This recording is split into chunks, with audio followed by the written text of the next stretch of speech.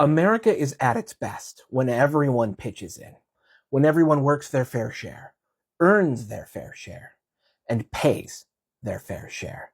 Together, people across this country worked together to eradicate polio, to harness the atom, and to stand on the moon. We fought together to achieve a universal right to vote, a 40-hour work week, and a social safety net that tries to provide dignity for everyone, no matter their situation. We bled together to realize our independence, to end slavery, and to destroy Nazism.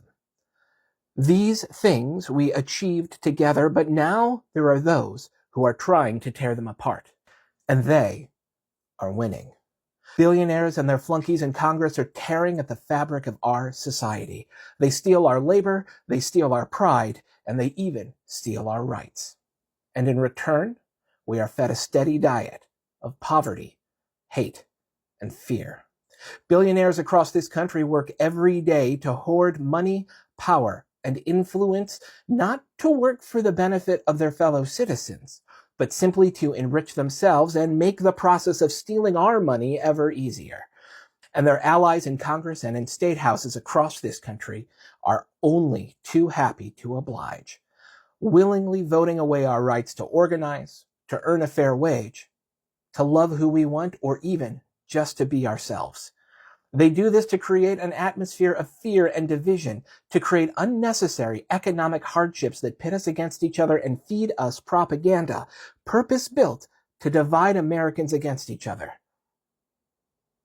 If the American people have one true enemy, it is the wealth hoarders, the wannabe dictators, and the techno-oligarchs who seek to control our minds with their algorithms, our lives with their monopolies, and our hearts with their lies. They are the American enemy, the self-interested hyper-elite who only take without giving, who only make without sharing, and who work only to destroy. But together we can rise up and restore the promise of America. I know it's a promise that's never truly been fulfilled and has always been unequally applied, but it's a vision we all know to be true in our hearts. Equality for all. Justice, fairly applied no matter income or status. Government support so every American has the medicines they need, a roof over their head, and food in their bellies. In other words, a government that works for us rather than taking from us. We deserve an education system restored to the standards that brought us minds like Katherine Johnson, Dorothy Vaught, and Mary Jackson, the black mathematicians who sent John Glenn into orbit, or Jonas Salk and doctors at the University of Pittsburgh who discovered the polio vaccine, or James Watson, the American researcher who, along with partner Francis Crick, discovered DNA. All these folks, including John Glenn, went to public high schools across this country. And most importantly, we deserve an economy that respects our labor, provides a good living for every American, and treats us with the dignity and respect due to every worker. This vision is impossible under the boot of billionaires and their bought and paid for elected mouthpieces in Congress and state legislatures. As long as we allow our elections to be sold off to the highest bidder, our districts to be gerrymandered, and our votes to be suppressed in service of people who have no clue what it's like to work for a living, we will never truly be free. This is why we must throw off the shackles of billionaire-fed, congressionally led economic and civil oppression by ending money in politics, by overturning Citizens United and establishing federally funded elections, enforcing a $21 an hour national minimum wage, strengthening Medicare and Medicaid so anyone who needs medical coverage can get it, and use this as a pathway to finally join our Western brothers and sisters in achieving a national healthcare system.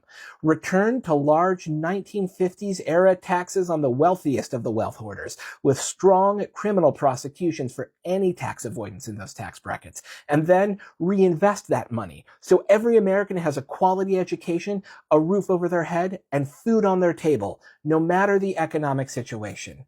End the school voucher system and reinvest that money in public schools. Expand Congress to limit representation to 1 per 300,000 or less citizens so representatives can truly be the voice of the people again.